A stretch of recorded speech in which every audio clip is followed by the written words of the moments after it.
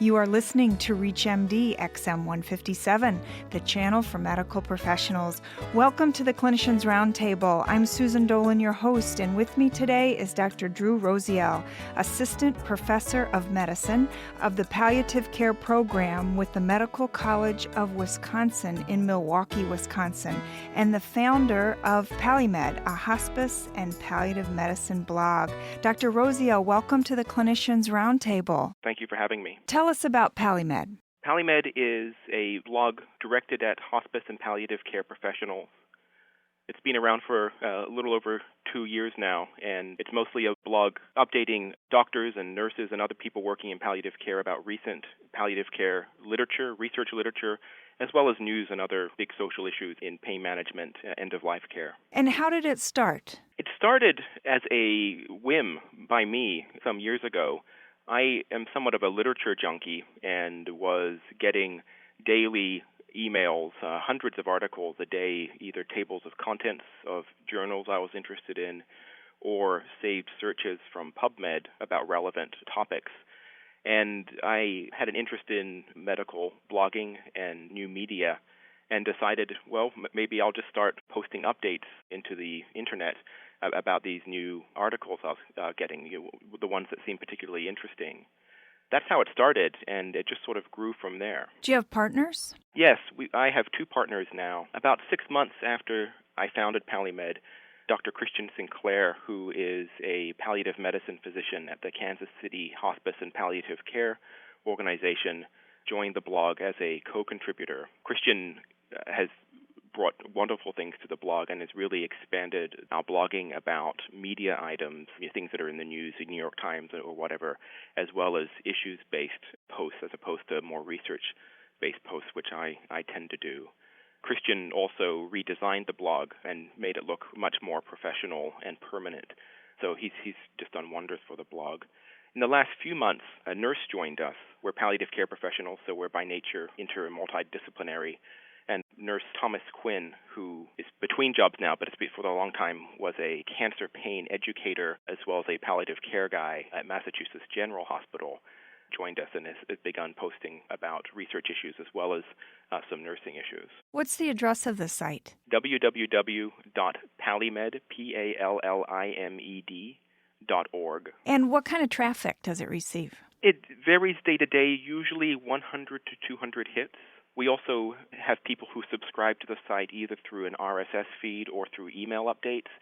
That's around 500, 550 people right now. Do you have a targeted audience? Yeah, it's definitely palliative care professionals, particularly physicians and nurses, palliative care clinicians. It's not focused towards patients or family members. It's very much directed towards clinicians. And what feedback have you received from them? Overall, really good. We get emails all the time from people saying that they appreciate the blog and they find it useful. We have a moderately active comment section as well, where people give feedback, make further suggestions, point out articles, things like that. How much of your time is this taking? Yeah, boy, well, that really varies. And one of the benefits of running a blog like this is that I can really put into it as much or as little as I want to. We strive for 3 posts a week. And usually between the three of us, we can do that pretty straightforwardly. I usually do 1 or 2 posts a week, depending on how busy I am. At the minimum, I would say an hour a week. On busier weeks when I've got more time, I probably put in about 3 hours. What are the goals of the site? One is palliative care is a relatively young profession in the U.S., and we don't yet have too many evidence-based medicine updating type formats. To give an example, internal medicine, general internal medicine, has ACP Journal Club and a lot of other venues for docs to keep their pulse on the literature, things offered by Medscape, things like that. Palliative care has very few things like that. There are a couple that the American Academy of Hospice and Palliative Medicine put out, but that's really it. And so our goals for the site are to be a supplemental way of professionals to keep up to date with the literature. One of the wonderful things about palliative care is that besides there being palliative care journals, there's a whole variety of journals and specialties that are important to palliative care. Geriatrics, pain subspecialties, oncology, general internal medicine, surgical literature as well.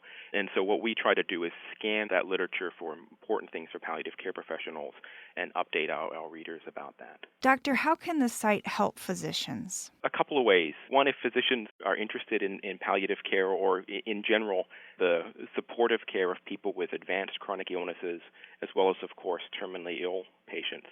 The site is an easily accessible way to keep up to date on the literature coming out about the care of this very challenging patient population. The site also is a way of people to keep in contact with other professionals doing similar work back and forth in the comments. We'd ideally like the site to offer a sort of community for palliative care professionals and people in general who are working with this patient population. Have you learned anything you didn't know because of the site? Absolutely. It forces me to keep on top of a very broad literature research base that I would probably largely neglect if I wasn't doing the site. But also the feedback we get from listeners, comments, often point out, we're talking about a research article and asking a question, boy, is this really true? As other people had experience with this, people sometimes weigh in on with comments and new research findings that we didn't know about, and that can be very valuable, and I learn a lot all the time from it. Tell us about the Grand Rounds Pallimed hosts. So we hosted it once. Grand Rounds is a collaborative effort by a whole bunch of medical blogs, mostly blogs by medical professionals, for medical professionals, but not necessarily. And every week, a different medical blog volunteers to host Grand Rounds. They often set a theme for it, and then different medical bloggers submit posts that they've made to be considered for Grand Rounds. And then the person who's hosting the Grand Rounds chooses the best posts and presents them on their blog that week and comments on them. It's really a sort of fun, collaborative effort and a way of building a sense of community and interaction across a very, very broad and diverse medical blogging base. My contributor and co-editor, Dr. Christian Sinclair, was the one who organized that on our blog and did a great job of it. What led to your interest in palliative medicine? It's something that I get asked a lot, and I don't have a pat answer for it other than this is what I was always interested in, even from the beginning of medical school, even before I knew what palliative care was or that there was actually a career path that was available for me in palliative care. I love the scientific and hard medical aspects of medicine, but I also really love the humanistic side of it, talking with people, sharing hopes, fears, and helping people through very, very difficult times. And while you can do that in a lot of different medical specialties, of course, palliative care, at least for me, lets me do it pretty much all the time. And that's what really drew me to medicine. When I was doing my internal medicine residency, the thing I found most rewarding was working with people who were nearing the end and having long conversations with them and helping them figure out how do they really want to be cared for in this time. And that's also what I got the most feedback on, the most appreciation from my patients. No one ever thanked me for treating their blood pressure or getting their A1C down from 7.5 to 7.0. Those are really important things to be sure, but at least for me personally, it wasn't particularly rewarding. What do you believe is the biggest misconception about hospice and end-of-life care? Oh, well, there are so many misconceptions. The biggest misconception about palliative care is that it's only for dying people and that palliative care is the same thing as hospice. Palliative care, at least as it's grown up in the United States, is really care focused on all aspects of a patient's life, physical, emotional, familial, for people who are facing chronic, life-limiting diseases.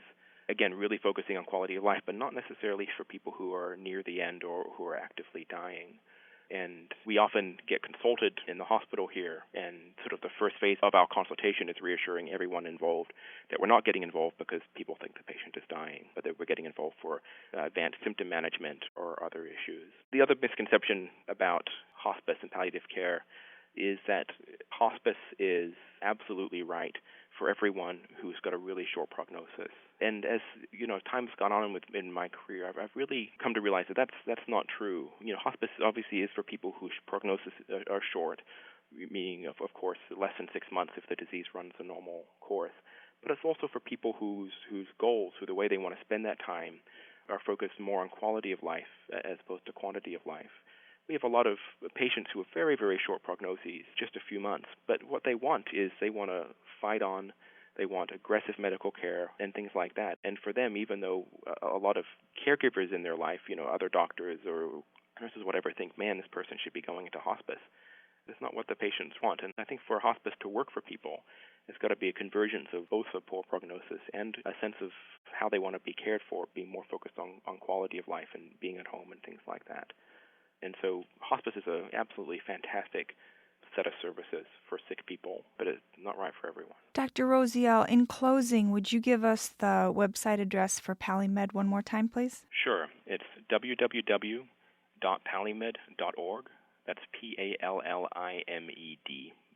Dr. Rosielle, thank you so much for joining us to discuss your new hospice and palliative medicine blog, Pallimed. Thank you, Susan. I'm Susan Dolan. You've been listening to the Clinicians Roundtable on ReachMD XM 157, the channel for medical professionals. We welcome your comments and questions at reachmd.com, which now features on-demand podcasts of the ReachMD library. Thank you for listening.